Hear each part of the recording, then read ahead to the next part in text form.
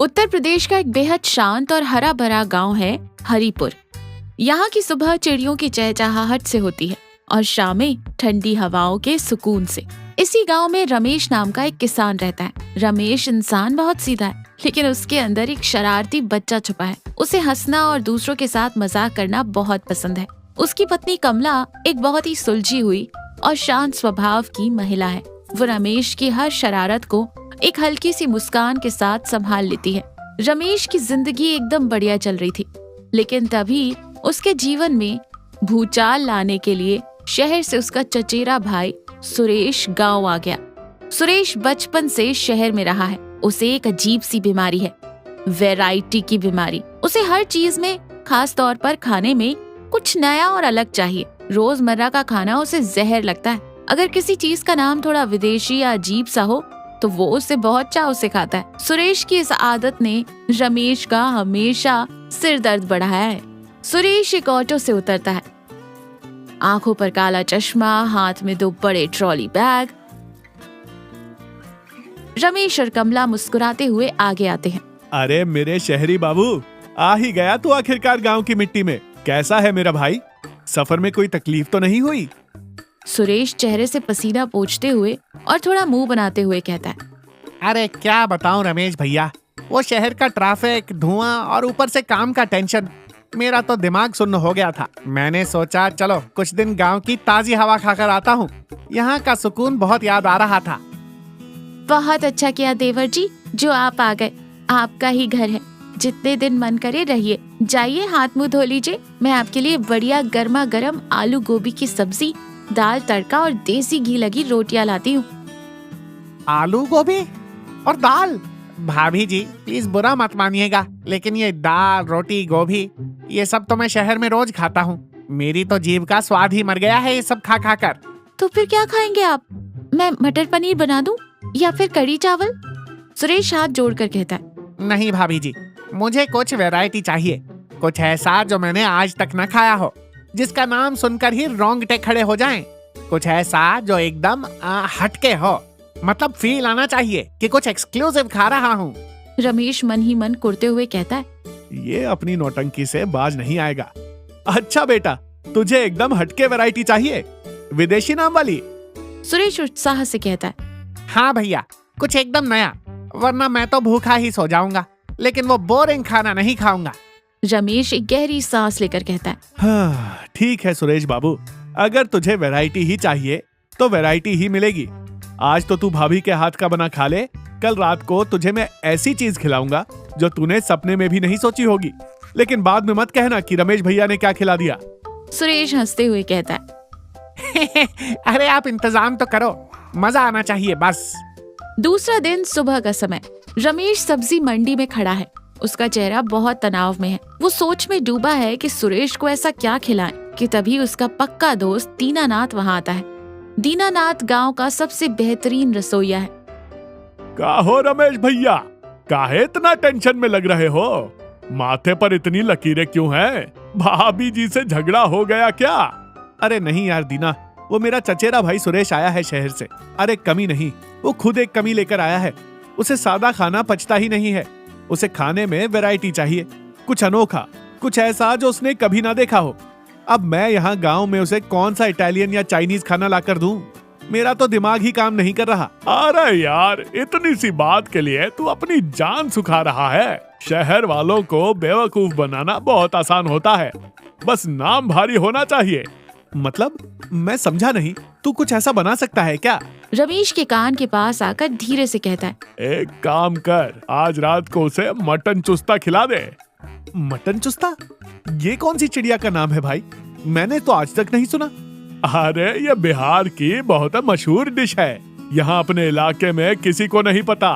इसका स्वाद इतना जबरदस्त होता है कि आदमी उंगलियां क्या पूरी प्लेट चाट जाए। और सबसे अच्छी बात, यह दिखने में बहुत ही अजीब, गोल मटोल और भयानक सा लगता है। तेरे भाई को तो अनोखी चीज चाहिए थी ना। यह डिश देखकर उसका दिमाग हिल जाएगा। रमेश फिर चेहरे पर एक बड़ी सी शरारती मुस्कान लाते हुए कहता है। दीना, तू तो मेरा सच्चा दोस्त है। तू बस आज शाम को मेरे घर आ जा। ये मटन चुस्ता तू ही बनाएगा। मैं उस सुरेश के बच्चे को ऐसा विदेशी नाम बताकर खिलाऊंगा कि उसकी ये वैरायटी की बीमारी हमेशा के लिए दूर हो जाएगी। रात का डिनर। डाइनिंग टेबल पर खाना लगा है। सादे खाने के बीच एक बड़ा सा बर्तन रखा है जिसे एक प्लेट से ढका गया है। उस बर्तन से बहुत ही तेज और मसालेदार खुशबू आ रही है। सुरेश की नजर उसी ढके हुए बर्तन पर टिक जाती है। हाँ, रमेश भैया, ये खुशबू तो दिमाग खराब कर रही है। क्या है इस बर्तन में? जल्दी ढक्कन हटाइए ना। सब्र कर सुरेश, ये कोई ऐसी वैसी चीज नहीं है कि ढक्कन हटाया और खा लिया। इसे खाने के लिए जिगरा चाहिए। जिगरा? क्यों भैया, ऐसा क्या है इसमें? ये मैंने एक खास शिकारी दोस्त से मंगवाया है। ये अफ्रीका के घने जंगलों में पाया जाने वाला एक बहुत ही खतरनाक जानवर है। इसे पकड़ने में लोगों की जान चली जाती है। इसका नाम है जुम्बा कुम्बा। कमला चुपचाप खड़ी है। वो रमेश के नाटक को देखकर अपनी हंसी रोकने की कोशिश कर रही है। क्या? जुम्बा कुम्बा? अफ्रीका से? भैया, आप मजाक तो नहीं कर रहे? अरे, इसे इंपोर्ट करवाने में मेरा आधा खेत बिकने की नौबत आ गई थी। तूने ही तो कहा था कि कुछ ऐसा खाना है जो कभी ना खाया हो। इसे खाने के बाद इंसान के अंदर एक शेर जैसी ताकत आ जाती है। कमला धीरे से बर्तन का ढक्कन हटाती है। अंदर गाढ़ी ग्रेवी में डूबा हुआ मटन चुस्ता रखा है। वो सच में दिखने में बहुत ही अजीब, मुड़ा तोड़ा और अजीबोगरीब आकार का है। सुरेश उसे देखकर एकदम सहम जाता है। भैया, ये दिखने में तो बड़ा भयानक लग रहा है। इसका आकार कैसा अजीब सा है। अरे पगले, जो चीज इतनी दुर्लभ होती है वो दिखने में वैसी ही भयानक होती है। तो इसके रंग रूप पर मत जा, एक बार मुंह में रख, फिर देख जुम्बा कुम्बा का जादू। सुरेश बहुत ही डरते डरते एक छोटा सा टुकड़ा चम्मच से उठाता है, आंखें बंद करके मुंह में रखता है, धीरे धीरे चबाता है। कुछ ही सेकंड में उसके चेहरे की घबराहट गायब हो जाती है। अरे वाह रमेश भैया, क्या चीज है ये? ये तो मुंह में जाते ही मक्खन की तरह घुल गया। इसका स्वाद मटन जैसा है, लेकिन ये मटन से 100 गुना ज्यादा लाजवाब है। मैंने कहा था ना, ये जुम्बा कुम्बा है। खा, पेट भर के खा।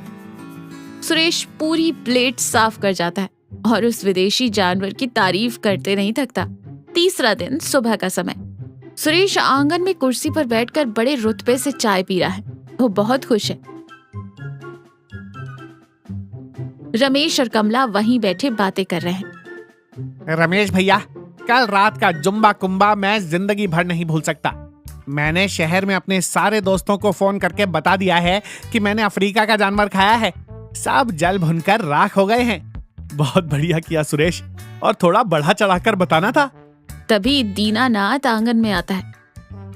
उसके चेहरे पर एक बड़ी सी मुस्कान है। राम राम भाभी जी। राम राम रमेश और सुरेश बाबू, कैसे हैं? कैसी रही रात? नींद अच्छी आई? अरे दीनानाथ जी, क्या बताऊं, कल भैया ने मुझे अफ्रीका का जुम्बा कुम्बा खिलाया। मजा ही आ गया। दीनानाथ थोड़ा हैरान होने का नाटक करते हुए कहता है जुम्बा कुम्बा? वो क्या होता है? मैंने तो कल अपने हाथों से आपके लिए मटन चुस्ता बनाया था। सुरेश कुर्सी से खड़ा हो जाता है। उसके चेहरे का तो रंग ही उड़ गया है। तो फिर वो मटन चुस्ता क्या चीज है? अरे बाबूजी, मटन चुस्ता का मतलब बकरे की आंत। उसमें बकरे की चर्बी और मसाले भरकर पकाया जाता है। बिहार में बहुत चाव से खाते हैं लोग, लेकिन वो कोई विदेशी जानवर नहीं, अपने गांव के बकरे की आंत थी। ये सुनते ही सुरेश के चेहरे पर 12 बज जाते। उसके हाथ से चाय का कप गिर जाता है। उसे अचानक अपने पेट में अजीब सी हलचल महसूस होती है और सीधा बाथरूम की तरफ भाग जाता है। देख लिया अपना मजाक? मैंने आपको रात में ही मना किया था कि बेचारे के साथ ऐसा गंदा मजाक मत कीजिए। अब देखिए उसकी क्या हालत हो गई है। अरे कमला, मुझे क्या पता था ये इतना सीरियस ले लेगा। मैं तो बस उसकी वैरायटी की बीमारी का इलाज कर रहा था। सुरेश दालान में एक कोने में चुपचाप उदास बैठा है। उसके चेहरे पर बहुत ही ग्लानि और चिड़चिड़ाहट है। रमेश धीरे से आकर उसके पास बैठता है। आपने मेरे साथ ऐसा क्यों किया भैया? आपको पता है मुझे ये सब पसंद नहीं। आपने मुझे बकरे की, छी, मुझे तो सोचकर ही घिन आ रही है। आपने मुझे धोखा दिया है। फिर रमेश सुरेश के कंधे पर हाथ रखते हुए कहता है, मुझे माफ कर दे छोटे। मेरा इरादा तुझे धोखे देने का या तेरी भावनाओं को ठेस पहुंचाने का नहीं था। लेकिन एक बात बता, कल रात जब तू वो खा रहा था तब तुझे उसमें कोई बुराई लगी थी? सुरेश शांत रहता है।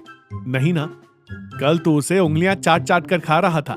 तूने उसे दुनिया का सबसे बेहतरीन खाना बताया था। क्यों? सिर्फ इसलिए क्योंकि मैंने उसका नाम एक विदेशी जानवर का रख दिया था। अगर मैं तुझे पहले ही बता देता कि वो गांव की एक देसी डिश है, तो क्या तू उसे छूता भी? सुरेश थोड़ा सा सोचने लगता है। उसकी आंखों में पछतावा दिखने लगा। देख सुरेश, गलती तेरी नहीं है, ये हम सब की सोच बन गई है। हमें लगता है कि जो चीज बाहर से आई है, जिसका नाम अंग्रेजी या विदेशी है, वही महान है। हम दिखावे के पीछे इतना भागते हैं कि हमारे अपने घर में, हमारी अपनी मिट्टी में जो असली स्वाद और प्यार छुपा है, हम उसे कूड़ा समझते हैं। कल तूने जो खाया वो वही देसी चीज थी जिससे तू हमेशा दूर भागता था। बस मैंने पैकिंग बदल दी थी। सुरेश एक गहरी सांस लेते हुए फिर सुरेश रमेश की तरफ देखकर कहता है, सच में मेरी आंखें बंद थी। मुझे हमेशा ये लगता था कि गांव का सीधा सादा खाना, यहाँ की चीजें मेरे स्टैंडर्ड की नहीं है। मैं उस नाम और दिखावे के पीछे इतना पागल था कि असली स्वाद को पहचान ही नहीं पाया। कमला हाथ में खाने की थाली लेकर आती है। थाली में गर्मा गर्म चावल, पीली दाल और आम का अचार है। सुरेश के अंदर जो दिखावे का भूत सवार था, वो रमेश के इस छोटे और मजेदार मटन चुस्ता वाले मजाक से हमेशा के लिए उतर गया। सुरेश को समझ आ गया था कि खुशी और स्वाद महंगी और विदेशी चीजों में नहीं, बल्कि अपनेपन और सादगी में होती है। गांव में बचे हुए अपने बाकी दिनों में सुरेश ने बिना किसी शिकायत के कमला के हाथ का बना सादा खाना खाया और अपनी जिंदगी के सबसे बेहतरीन पल बिताए। तो देखा, हमें बाहरी दिखावे और बड़े नामों के पीछे